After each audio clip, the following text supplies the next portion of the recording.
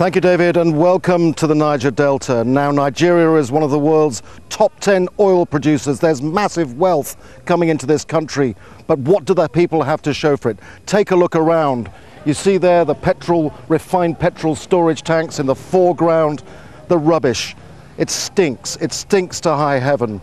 Beyond that, a group of people, young people, most of them unemployed, and beyond that, what makes as some sort of shopping centre where people eke out a living.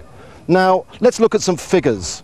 The total number of people in Nigeria, an estimated population of 130 million. Now, out of that figure, 70% live below the poverty line. That's $1 a day. Compare that with South Africa, where 10% live below the poverty line.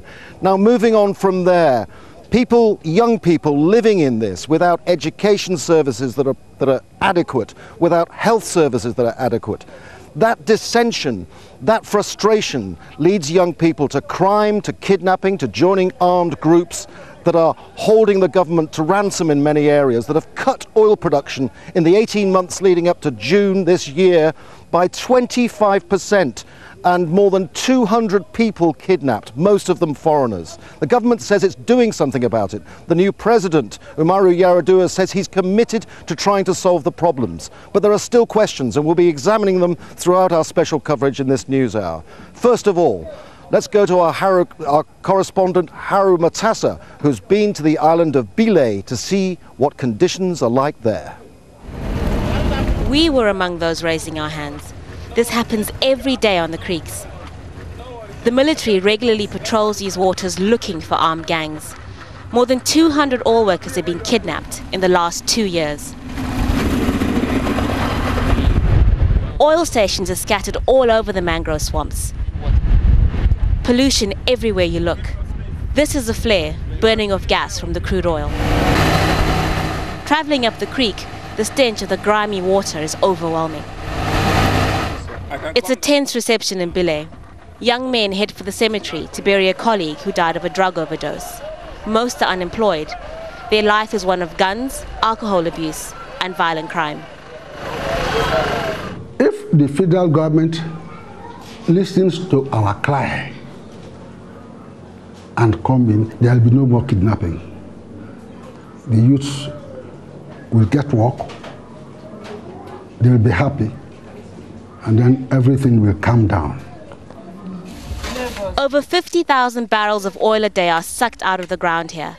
That's hundreds of thousands of US dollars, and yet the people are still desperately poor. There's an uneasy air on the island. Fishing used to feed the people before 1958, when oil was first discovered. When we return from school, gone are days when we were small, we just come to the water side and there are fishes all over everywhere. Then you now use your leg. We'll do this way. We'll do it this way. We'll do it this way. Then from there we can get fishes. Now fishermen can spend the whole day in the water and not catch a thing. 4 decades of oil production has dramatically changed the once lush and green landscape. There was an oil spill here a month ago. Now, had this happened anywhere else in the world, it would have caused an international outcry. But out here, it goes pretty much unnoticed. The locals who live in the area say they get about 4 spills a year. There's no life here, and look at how high it's come, about 2 meters high. It's destroyed the vegetation. They come with bigger and bigger projects, trying to explore and exploit the area. No compensation, no nothing. They will give you peanuts. Nothing. Nothing. Over 60,000 people literally live on top of this multi-billion-dollar industry. But most get by on less than $1 a day. These people are neglected in one of the richest nations on earth. Haru Mutasa, Jazeera, Bile in the Niger Delta.